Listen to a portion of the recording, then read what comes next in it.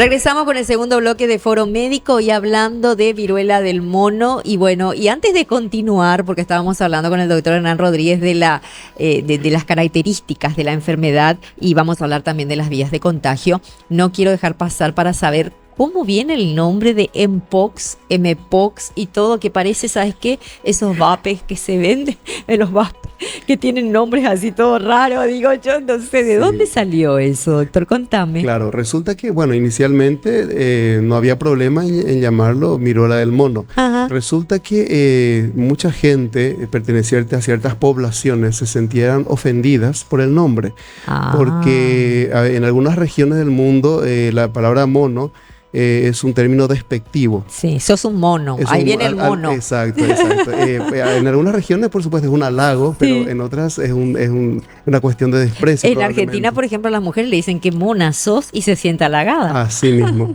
Entonces, bueno, fue una decisión de la Organización Mundial de la Salud, solicitó, digamos, una especie de reunión, fue vamos a decir, una decisión internacional en el cambiar el nombre. Hubieron varias propuestas y finalmente quedó con eso, ¿verdad? M de monkey y pox de viruela. Son nombres en inglés, claro. Y bueno, quedó ahí Mpox, Mpox. ¿Y por qué está asociada a la viruela? Porque tiene las mismas características, podríamos decir. Así mismo, de hecho, pertenece a, digamos, características similares que lo asemejan como un parentesco viral, ¿verdad? Con la viruela humana, ¿verdad? Y con otras viruelas que también existen en otros animales, ¿verdad? Entonces, forma parte de una gran familia, por decirlo así, y una de ellas es esta viruela, esta especie, digamos, que ahora es denominada Mpox o viruela símica. Y bueno, y hablábamos de los síntomas y es muy importante tener en cuenta los síntomas. Y qué importante es el método diagnóstico, doctor, acá. Totalmente. Porque mira que ya estamos llegando a la época de calor donde el dengue va a acechar con todo, porque ahora hace un poquito de calor y ya hay mosquitos. Así es. No sé si te diste cuenta. Sí, totalmente. Entonces quiere decir que vamos a tener un ingreso, pero terrible nuevamente de la enfermedad en esta época estival que se está aproximando. Claro. Por eso, digamos, en la mente del profesional sanitario debe existir una gama de posibilidades diagnósticas a la hora, sobre todo, de pedir un análisis o de pensar, digamos, en pedir un análisis de acuerdo a la sintomatología. En el escenario actual, lo que debemos pensar es, en primer lugar, de dónde viene el paciente. Obviamente, si un paciente viene del África, vamos a tener que sospechar como una de las posibilidades esta enfermedad.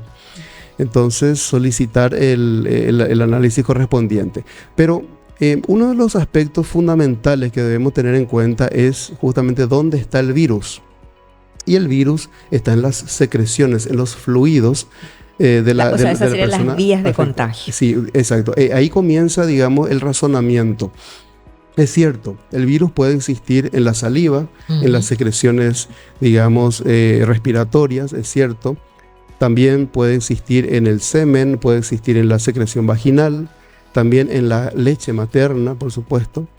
Pero donde hay más cantidad de virus es en las lesiones que aparecen después de ese periodo que hablamos, el periodo inicial de 5 días más o menos, tras lo cual aparecen algunas lesiones en piel que vamos a describir más adelante seguramente. Pero la cantidad de virus tiene mayor cantidad en esas lesiones de piel. Pero increíblemente esas lesiones de piel me decís que aparecen ya en una etapa en que la enfermedad va a dejarle al paciente, digamos. Sí, en realidad empieza más o menos en el día 6, desde el inicio del cuadro de la fiebre. ¿Y el contagio se produce a partir de ahí? Y el contagio se puede producir inclusive desde el día 1. Ah, mira. Claro, a través de la saliva, si bien es mucho menor la cantidad de virus, pero la posibilidad existe. Así que justamente cuando hay una sospecha fuerte, ya la persona debería estar en aislamiento. Cosa muy poco probable, hay que ser realista. La gente no va a pensar si es que no tiene lesiones en piel. Recién ahí probablemente se piense en que podría tratarse de esta enfermedad. Entonces, la secuencia de estas lesiones que justamente podríamos ir mencionando ya, ¿verdad? Comienza con unas manchitas o máculas de color rosadito, rojito. Con los días eso se va sobreelevando. Luego aparece una vesícula que normalmente la gente conoce como ampollita, que tiene un contenido líquido claro, transparente. Como cuando te quemas. Exactamente, así mismo, un líquido claro, transparente. Luego ese líquido claro se transforma en una secreción purulenta, opaca, con pus, ¿verdad? A eso se le llama pústula. Luego la pústula se rompe, queda como una especie de llaga, una llaguita, una pequeña úlcera, y posteriormente una costra. La costra, digamos, se cae, y cuando cae la última costra se considera que la enfermedad está curada. Ahora, todo ese proceso, desde el inicio de la fiebre hasta la caída de la última costra, ese proceso dura aproximadamente entre 2 a 4 semanas. Vamos a redondear 4 semanas, un mes más o menos.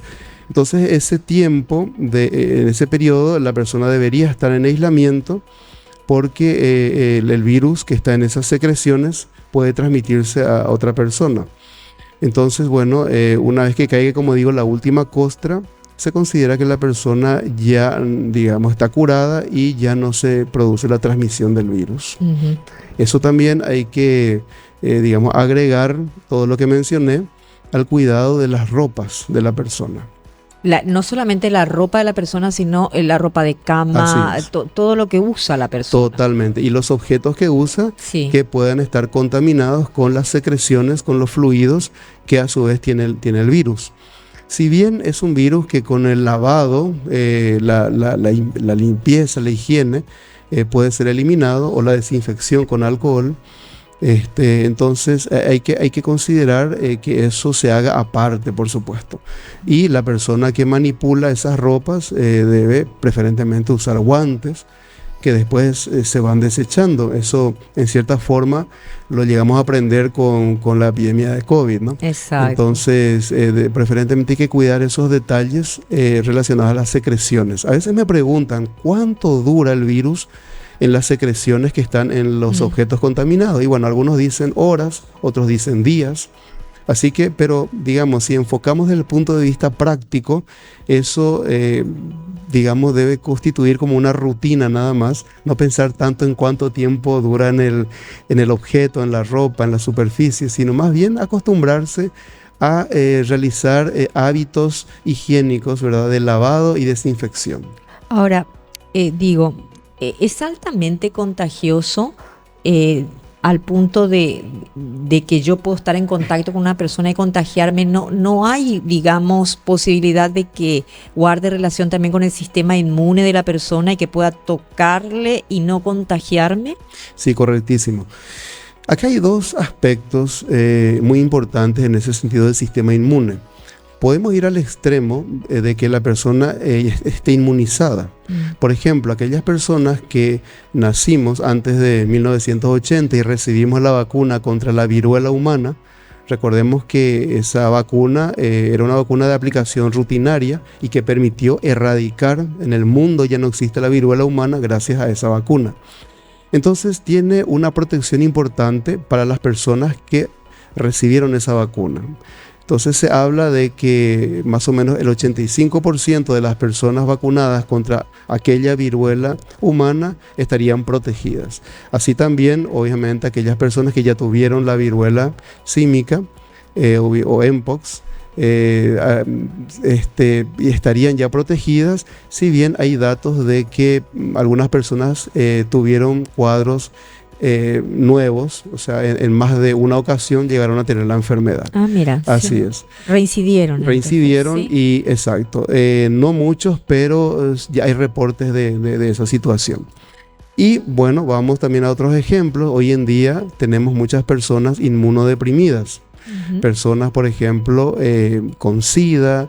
Es decir, SIDA es una etapa en la cual la persona, por el VIH, está, con las defensas muy bajas, o sea, inmunodeprimidas, cosa que no ocurre generalmente en aquella persona con VIH que se medica con el medicamento antirretroviral. En ese caso, les protege. Por supuesto, o sea, que permite que su inmunidad, por más de que tengan el VIH, no esté deteriorada, gracias a la medicación antiviral, que por supuesto el Pronacida, el programa de control de SIDA, provee gratuitamente desde el Ministerio de Salud. Perfecto. Entonces, hay otras situaciones, algunas personas que reciben quimioterapia para cáncer o terapias llamadas biológicas para enfermedades reumáticas, el lupus, artritis reumatoidea, entonces que tienen esa situación de inmunidad disminuida, defensas disminuidas, entonces corren más riesgo de desarrollar cuadros graves.